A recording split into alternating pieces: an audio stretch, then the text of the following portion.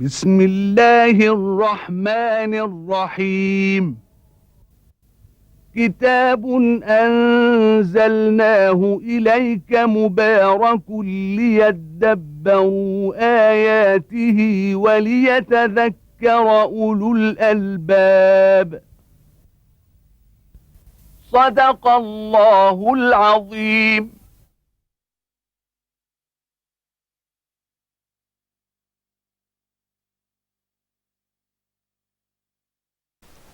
الحمد لله رب العالمين، والصلاة والسلام على المبعوث رحمة للعالمين سيدنا ونبينا محمد وعلى آله وأصحابه ومن اهتدى بهداه وعمل بسنته إلى يوم الدين. وبعد، فيقول الله تبارك وتعالى: بسم الله الرحمن الرحيم. إذا السماء انفطرت، وإذا الكواكب انتثرت، وإذا البحار فجرت، وإذا القبور بعثرت، علمت نفس ما قدمت وأخرت. يا أيها الإنسان ما غرك بربك الكريم الذي خلقك فسواك فعدلك في أي صورة ما شاء ركبك. كلا بل تكذبون بالدين، وإن عليكم لحافظين كراما كاتبين يعلمون ما تفعلون. إن الأبرار لفي نعيم، وإن الفجار لفي جحيم، يصلونها يوم الدين وما هم عنها بغائبين. وما أدراك ما يوم الدين، ثم ما أدراك ما يوم الدين، يوم لا تملك نفس لنفس شيئا، والأمر يومئذ لله. سورة الانفطار، وفيها يبين الله تبارك وتعالى حال الناس يوم القيامة ويذكر بهذا اليوم العظيم، فيقول جل وعلا: إذا السماء انفطرت. الانفطار الانشقاق، ومثله قول الله تبارك وتعالى: إذا السماء انشقت. فالفطر هو الشق، وهذا يكون في يوم القيامة عند النفخ الأولى في الصور، عندما يأذن الله تبارك وتعالى بنهاية هذا العالم الذي جعل الله تبارك وتعالى له نهاية يوم خلقه. يوم خلق الله تبارك وتعالى هذا قد وضع نهاية لهذه السماوات والأرض، هذا الكون المشاهد، كما قال جل وعلا: الحمد لله الذي خلق السماوات والأرض وجعل الظلمات والنور ثم الذين كفروا بربهم يعدلون. هو الذي خلقكم من طين ثم قضى أجلا وأجل مسمى عنده ثم أنتم تمترون. فهذا أجل مسمى الله تبارك وتعالى قد جعله أجل لنهاية هذه السماوات والأرض، وليقوم الناس بعد ذلك قيامة ثانية بعد الخلق الأول لرب العالمين ليحاسبهم سبحانه وتعالى. فتنفطر السماء وتنشق بالنفخ في الصور، فإذا نفخ في الصور نفخة واحدة وحملت الأرض والجبال فدكتا دكة واحدة، فيومئذ وقعت الواقعة، وانشقت السماء فهي يومئذ واهية خلاص متهاوية، تسقط يعني أجزاؤها يسقط بعضها على بعض، والملك على أرجائها ويحمل عرش ربك فوقهم يومئذ ثمانية. إذا السماء انفطرت، وإذا الكواكب انتثرت انفرط عقدها.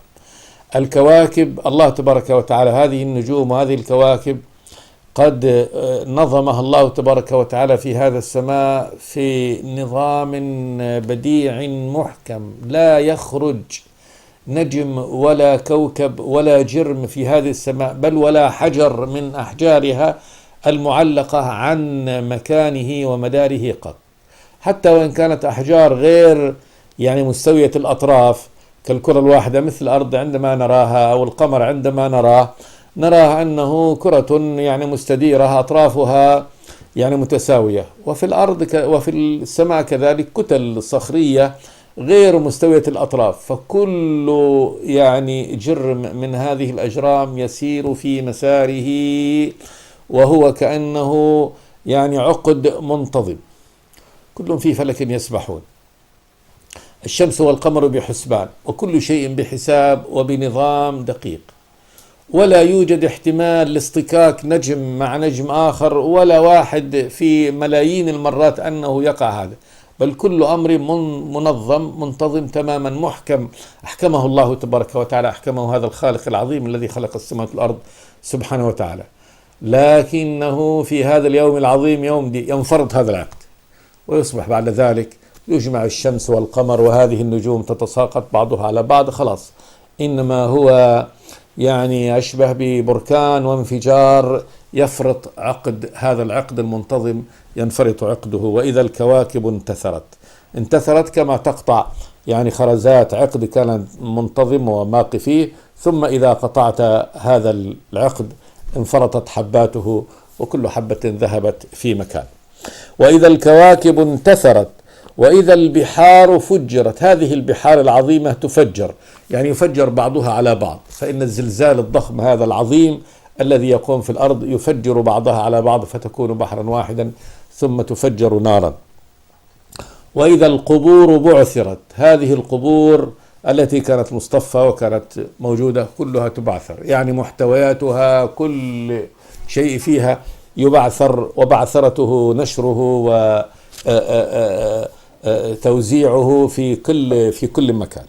وإذا القبور بعثرت، قال جل وعلا علمت نفس ما قدمت وأخرت.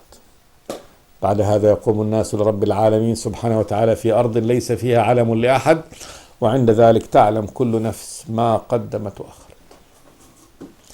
الذي عملت ما قدمت من عمل قبل يعني موتها، كل ما يعني عمله الإنسان سجل ودون، وكذلك ما أخرته بعد الموت وهو يلحق الإنسان، لأن أثر الإنسان يعني له، إن كان خيرا فخير وإن كان شرا فشر، كما قال صلى الله عليه وسلم: من دعا إلى هدى كان له من العمل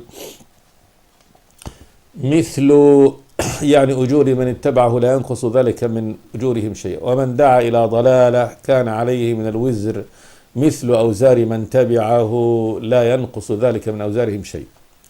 فالإنسان وما خلف، فإن كان خلف خيرا وراءه فإن هذا الخير سيلحق به، وإن كان خلف شرا وراءه بدعة وشر فإن هذا الشر الذي تسبب فيه كذلك هو لاحق به.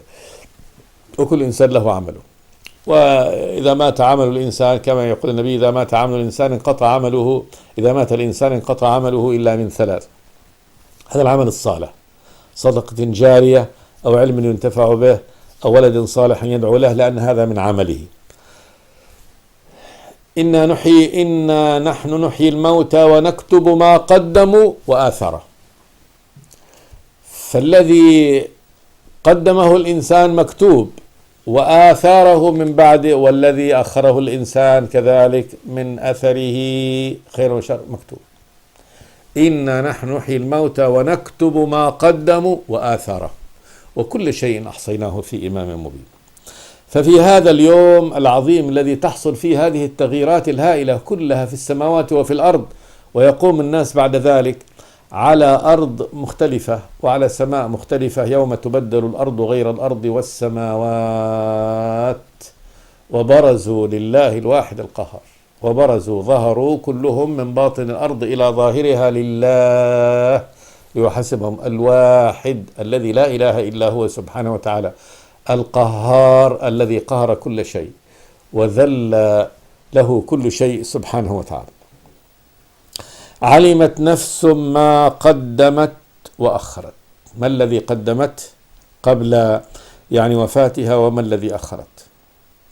وهذا العلم اللي هو العلم الذي سيترتب عليه بعد ذلك كل شيء. علم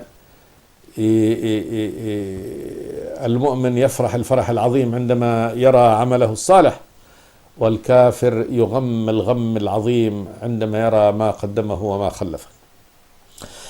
قال جل وعلا: يا أيها الإنسان ما غرك بربك الكريم الذي خلقك فسواك فعدلك. هنا يأتي الخطاب الإلهي لهذا الإنسان بعد أن يذكره الله تبارك وتعالى بالمآل الذي سيؤول إليه، وبهذا الموقف العظيم الذي سيكون فيه، وأن هذا بعد هذه التغييرات الهائلة.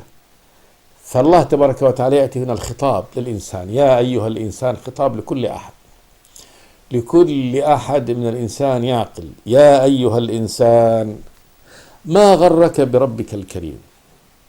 هذا خطاب مباشر، من الله لكل إنسان. وهذا من عظمة هذا القرآن ومن يعني تلطف الله تبارك وتعالى ورحمته وإحسانه أن يخاطب كل عبد من عباده بهذا الخطاب المباشر منه سبحانه وتعالى إلى هذا، ولم يجعل هذا يعني لم يجعل كلامه حكاية يحكيها مثلا جبريل وحكاية يحكيها الرسول ويقول إن الله يأمركم بكذا أو يأمركم بكذا دون أن يأتينا من الله خطاب مباشر. لذلك كان هذا القرآن من أعظم نعم الله سبحانه وتعالى على العباد، إذ يخاطبهم الله تبارك وتعالى فيه بنفسه خطابا مباشرا على طول منه إلى الإنسان. يا أيها الإنسان ما غرك بربك الكريم، ما الذي يجعلك تغتر بربك فتظن به غير الحق وتنسب له ما ليس فيه وتنسى ما يذكرك به، تنسى مهمتك وتخرج عن الصراط والطريق. ما الذي غررك بهذا؟ الشيطان، هذه الدنيا، يعني أي شيء يجعلك تغتر وتغرر بربك. ما غرك بربك، أصل التغرير هو يعني الظن بأن هذا الذي يعتقده الإنسان أو يراه هو من الخير، والحال أنه من الشر، وأن يظن في الأمر التافه أنه عظيم، وفي الأمر العظيم أنه حقير، وفي الهدى أنه ضلال، وفي الضلال أنه هدى. فهذا تغرير، هذا من التغرير. كما يقال للطفل أنه غر، لأنه يضحك عليه يعني يغرر فيوهم بالأمر وهو لا يدرك يعني حقيقة ما يلقى عليه، فقد يكذب عليه ويظن أنه صدق. ما غرك؟ ما الذي جعلك تغتر؟ أي افتراء، أي كذب دخل في عقلك فغررك بربك؟ هل هو الشيطان الذي فعل هذا؟ أي شيطان، أي دنيا، أي شيء؟ ما غرك بربك الكريم؟ يعني أنه لا ينبغي أن هناك شيء يديت. هذا خطاب الله تبارك وتعالى منه، خطاب الصدق، خطاب الصدق من الله تبارك وتعالى. فكيف تؤخذ عنه؟ كيف تغرر عن هذا الكتاب ولا تؤمن به وتذهب إلى غيره؟ ما غرك بربك وهو الله الذي يخاطبك وربك الكريم بصفاته سبحانه وتعالى، فصفاته كلها حسنى عليا، فهو الرب الرحمن الرحيم الرؤوف المتعال، الإله الذي لا إله إلا هو، ملك السماوات والأرض، الله سبحانه وتعالى الكريم بكل صفاته بكل أسمائه سبحانه وتعالى. ما الذي يغرك به؟ كيف تصرف عنه؟ ثم هذا ربك الذي خلقك فسواك فعدلك. انظر يعني إكرام الله تبارك وتعالى لك يا أيها الإنسان المخاطب بهذا الخطاب الكريم من الرب الكريم سبحانه وتعالى، الذي خلقك خلق من العدم، فهو أخرجك من العدم، ما كنت شيء، ثم خلق تسوية، هو الذي سواك وجعلك على هذا النحو الذي أنت عليه، يديك، قدميك، عينيك، أذنيك، رأسك، رجليك، كل ذرة في جسمك الله هو الذي سواها، وهو الذي أعطاك إياها سبحانه وتعالى، الذي خلقك فسواك. تسوية أنه عدلك وخلى دي كل شيء مستوي، كل شيء مستوي. انظر إذا يديك كيف أنه كلها ديت، استواء اليدين، استواء القدمين، استواء ديت العينين في المكان الصحيح. الله تبارك وتعالى خلق الإنسان في أحسن تقويم فسواك فعدلك. عدلنا الله تبارك وتعالى لأننا جعلنا مستوين نسير على قدمين، وهذا من ديت قد خلقنا الإنسان في أحسن تقويم فعدلك فعدلك. يعني بنية الإنسان أجمل بنية، أجمل بناء لأجمل مخلوق. الإنسان هو أجمل مخلوق، أجمل مخلوقات الله تبارك وتعالى. انظر فيما حولك كلها من المخلوقات، الحيوانات التي تمشي على 4 ووجهها للأرض، الزواحف التي تسير على بطنها، الطيور بريشها ومنقارها. لا أجمل من الإنسان، في أجمل منه. والله تبارك وتعالى خلقه هذا الخلق الجميل البديع، سواه وعدله سبحانه وتعالى. فالذي أعطاك هذا الخلق المستوي هذه الصورة الحسنة وجعلك في أحسن تقويم. فما الذي يغرك به؟ هذا ربك، هذا ربك الذي خلقك. كيف تصرف عنه؟ كيف تغر عنه؟ كيف يأتيك عدو يعني يميلك ويبعدك عن طريقه؟ يا أيها الإنسان ما غرك بربك الكريم الذي خلقك فسواك فعدلك، والقراءة الثانية فعدلك، في أي صورة ما شاء ركبك، في أي صورة من الصور ما شاء الله تبارك وتعالى ركبك. هذا فيه معاني. معنى الأول أن الله تبارك وتعالى خلق كل إنسان بصورة مستقلة، يعني صورة له خاصة.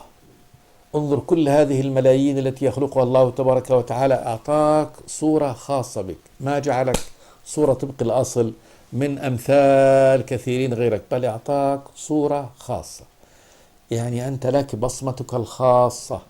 فهذا أيضا من النعم العظيمة، إنه أعطاك خصوصية في هذه الصورة التي لك، في أي صورة ما شاء الله تبارك وتعالى ركبك في هذه الصورة. وانظر هذه الصورة كذلك الحسنة التي خلق الله تبارك وتعالى فيها الإنسان، يكون هذا تأكيد للمعنى السابق، في أي صورة ما شاء الله تبارك وتعالى ركبك. وهذا دليل عظمته ودليل سعة علمه سبحانه وتعالى، إذ أنه المصور، ومن تصويره انظر كل هالملايين التي يخلقها الله تبارك وتعالى لا يمكن أن تتطابق يعني في الصورة. ثم علم الناس بعد ذلك بالبحث في هذا البنية الإنسانية، في هذا الكيان الإنساني الذي هو ما زال بالرغم من العلوم الكثيرة ما زال مجهولا. ما نجهله من بنية الإنسان هذه المادية أعظم كثيرا مما نعلمه. فقد علمنا أشياء كثيرة، لكن ما خفي علينا من حقيقة الخلية وما في داخلها، ومن حقيقة هذا، ومن أكثر كثيرا مما علمناه بالتشريح والطب والبحث والتقصي، لكن ما علمناه يعني لا شك أنه أقل كثيرا مما نجهله في هذا الإنسان. فالإنسان ما زال ذلك هذا الكيان المجهول بالنسبة لنا. والله تبارك وتعالى هنا علمنا مما علمناه أن كل إنسان قد خلقه الله تبارك وتعالى لم يميزه عن غيره بالصورة الخارجية فقط، بل بالدقائق التي له. فكل إنسان في دقيقته، في أموره الدقيقة الداخلية خاص. شفرة الوراثية في داخل خليته لا يمكن أن تتطابق مع غيره. هذا فضلا عن يعني بصمات الأصابع، خليط الدم، خليط العرق، نفس خلطة هذه العرق مكوناتها لا يمكن أن تتطابق قط مع يعني نقطة عرق أخرى مع أي إنسان آخر. فالإنسان له مميزاته الخاصة بالدقيقة. فالله هذا دليل عظمته سبحانه وتعالى ودليل سعة علمه جل وعلا. يعني هذا الرب الذي يعني خلقنا هذا الخلق الدقيق البديع، وأعطى كل مخلوق منا صورته الخاصة في الشكل الظاهري، في كذلك في كل دقيقة من دقائقه. في أي صورة ما شاء ركبك. ثم قال جل وعلا كلا بل تكذبون بالدين. هذا من التغيير، هذا من التغرير، وهذا الذي غر هذا الإنسان بربه أنه قد كذب بالدين، بالجزاء بأن الله تبارك وتعالى لا يجازي على عمله، وأنه خلق الخلق هكذا سدى. فكثير من هؤلاء الذين آمنوا بالله تبارك وتعالى كرب خالق، لكنهم لم يؤمنوا به رب مجازي حكم عدل يأمر وينهى، وأنه سيبعث العباد ليحاسبهم سبحانه وتعالى، بل ظنوا أنه خلق خلقه سدى وعبثا وخلى الناس يفعل كل يفعل ما يشاء. كلا بل تكذبون بالدين، بالجزاء. وهذا الذي حمل الناس على أنهم يغتروا بربهم سبحانه وتعالى ويفعل ما يشاء. بل يريد الإنسان ليفجر أمامه يسأل أيان يوم القيامة، ما في يوم القيامة. فهذا الذي حملهم أنه ما دام ما في جزاء فليفعل ما يشاء. ما دام أنه لم يؤمن بالجزاء إذن فليفعل يعني ما يشاء، ما دام أنه لن يجازى يعني على عمله. كلا بل تكذبون بالدين. قال جل وعلا وإن عليكم لحافظين كراما كاتبين يعلمون ما تفعلون. يعني كيف تكذب بالجزاء والحال أن الله تبارك وتعالى قد جعل عليكم حافظين محصين. إن كل نفس لما عليها حافظ محصي يحصي عليها كل عمل. لا يعمل الإنسان عمل من الأعمال إلا وهناك ملك يحصي عليه أعماله ويكتبها.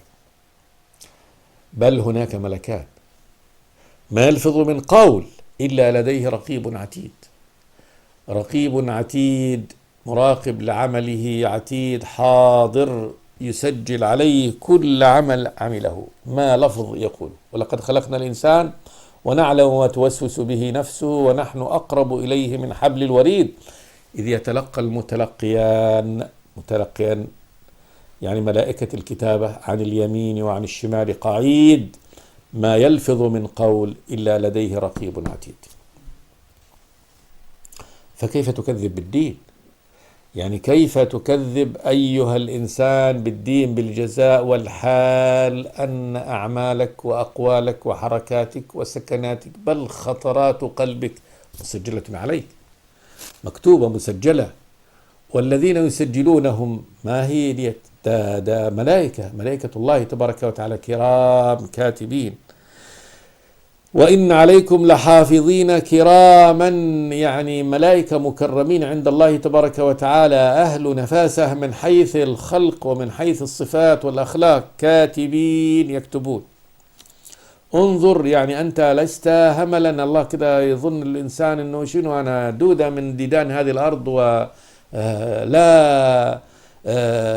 عناية وليس علي مسؤولية ولا أفعل ما أشاء. شنو هذا يعني؟ ما كأن الرب لن يهتم بهذا ولن يعتني. لا، أنت أيها الإنسان مخلوق. نعم، قد يكون الإنسان في مستوى الخلق يعني أقل في السلم من الملائكة الكرام الكاتبين الذين خلقهم الله تبارك وتعالى من نور دي. لكن هذا الخلق هذا مكلف وهو مخلوق ومعتنى به، وأنه مكلف وأنه مأمور وأنه خلق لمهمة، وأن كل ما يفعله مدون ومسجل، وأنه موكل به هؤلاء الملائكة الذين قد يكونون أشرف في الخلق منه لكنهم موكلون به، وأن الله أقامهم في اليد يكتبون عمله ويتابعونه ليلا ونهارا، ما يخلون، ما يتركونه لا ليلا ولا نهارا، بل هم يعني قائمون معه. إن كل نفس لما عليها حافظ. يقول فكيف تكذب؟ يعني كيف تكذب أيها الإنسان بالدين والحال أن الله تبارك وتعالى قد يعني أقام عليك هؤلاء الملائكة. وإن عليكم أيها الناس لحافظين كراما كاتبين يعلمون ما تفعلون. هؤلاء الكرام الكاتبون يعلمون ما تفعلون، كل الذي تفعلونه فإنهم على علم به. ثم قال جل وعلا إن الأبرار لفي نعيم. تأكيد منه سبحانه وتعالى أن الأبرار، هذه بعد النهاية يعني نهاية الحساب. ماذا؟ إن الأبرار لفي نعيم. الأبرار جمع البار، والبار هو فعل البر، والبر كل خصال الخير تدخل في البر، فالصدق والأمانة والصدقة والصلة وكل ما أمر الله تبارك وتعالى به من الخير فهذا كله من البر. ففاعل هذا البر هو البار.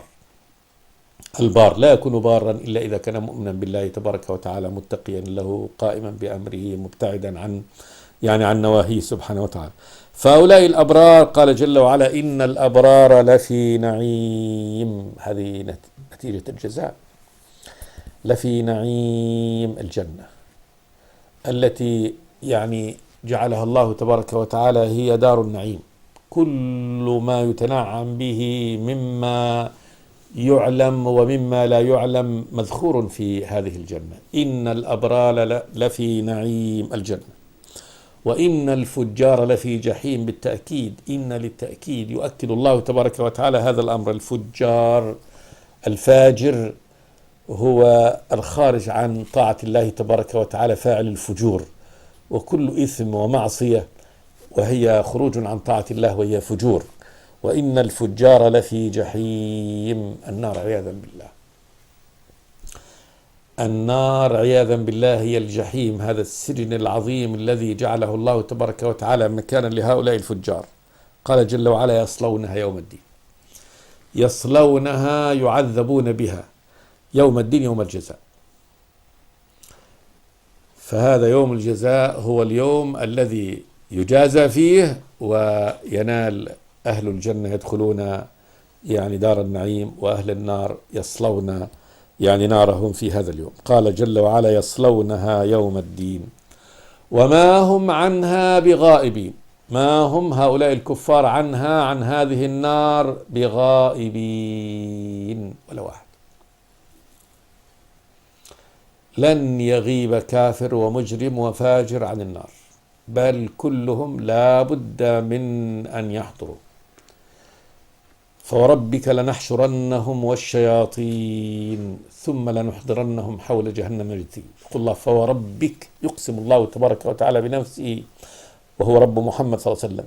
لنحشرنهم يعني لنجمعنهم، والشياطين كذلك الشياطين. وإن كان يظن الناس أن الشيطان مثلا هذا خفي، ممكن ما في شيطان سيفر وسيعجز الله تبارك وتعالى فرارا أو بعدا، بل سيأتي. فوربك لنحشرنهم والشياطين ثم لنحضرنهم حول جهنم جثيا ثم لننزعن من كل شيعة أيهم أشد على الرحمن عتيا ثم لنحن أعلم بالذين هم أولى بها صليا. فكلهم ما في لن يغيب عن النار أحد، وما هم عنها بغائبين. ثم قال جل وعلا: وما أدراك ما يوم الدين. هذه أسلوب ما أدراك ما يوم الدين، أسلوب التفخيم والتعظيم، تفخيم هذا اليوم وتعظيمه. جاء في القرآن: ما أدراك وما يدريك. قال ابن عباس رضي الله تعالى عنه يقول: كل ما أدراك في القرآن فقد أعلمه الله تبارك وتعالى به، وأما وما يدريك فإنه يعني لم يخبره الله تبارك وتعالى به. الخطاب للرسول صلى الله عليه وسلم، وهو لتفخيم الأمر وتعظيمه. وما أدراك ما يوم الدين، تفخيم لهذا وتعظيم وتهويل لهذا اليوم، يوم الدين، يوم الجزاء. ثم ما أدراك ما يوم الدين، إعادة لهذا التفخيم والتعظيم لهذا اليوم، وأنه أعظم مما تتصوره العقول مهما كانت وتتخيله، لأن الهول أكبر من هذا، الهول وعظمة هذا اليوم أكبر من هذا. ثم ما أدراك ما يوم الدين. ثم وصف الله تبارك وتعالى هذا اليوم بهذه الصفة، قال: يوم لا تملك نفس لنفس شيئا والأمر يومئذ لله. في هذا اليوم، يوم الدين، لا تملك نفس، أي نفس، نفس نكرة، أي نفس، لنفس أخرى شيئا. ما أحد يستطيع أن ينفع أحد في هذا اليوم أبدا، ما يملك له شيء، لا رسول ولا ملك مقرب ولا ديت، ما أحد يملك لأحد شيئا. كما خطب النبي صلى الله عليه وسلم، أول ما خطب فقال وحذر الناس وقال: يا بني فلان يا بني فلان، نادى بطون قريش، إلى أن قال: يا صفية يا بني هاشم، يا صفية عمة رسول الله، يا عباس بن عبد المطلب، يا فاطمة بنت محمد، اعملوا لا أغني عنكم من الله شيئا. اعملوا يعني أن المنجي في يوم القيامة إنما هو عمل الإنسان. قال: لا أغني عنكم من الله شيئا. قال: يا فاطمة بنت محمد سليني من مالي ما شئت. يعني السؤال هنا: أما بالنسبة ليوم القيامة، سليم مالي ما شئت، فإني لا أغني عنك من الله شيئا. فلا أحد يملك لأحد شيئا، والشفاعة كلها لله تبارك وتعالى، والله تبارك وتعالى هو الذي يأذن للشافع في الشفاعة. هذا لا ينفي الشفاعة، وإنما الشفاعة كلها لله، فهو الذي يأذن للشافع ويأذن على المشفوع سبحانه وتعالى. يوم لا تملك نفس لنفس شيئا والأمر يومئذ لله. الأمر هنا الأمر اللي هو مفرد الأوامر وليس الشأن، وإنما الأمر يعني الأمر الحكم كله لله تبارك وتعالى. فالأمر في هذا اليوم له جل وعلا وليس لغيره جل وعلا. بهذا تنتهي هذه السورة العظيمة وفي هذه المواعظ الجليلة الكبيرة. أسأل الله تبارك وتعالى أن ينفعنا بما فيها من الذكر الحكيم. استغفر الله لي ولكم من كل ذنب، والحمد لله رب العالمين. بسم الله الرحمن الرحيم. كتاب أنزلناه إليك مبارك ليدبروا آياته وليتذكر أولو الألباب. صدق الله العظيم.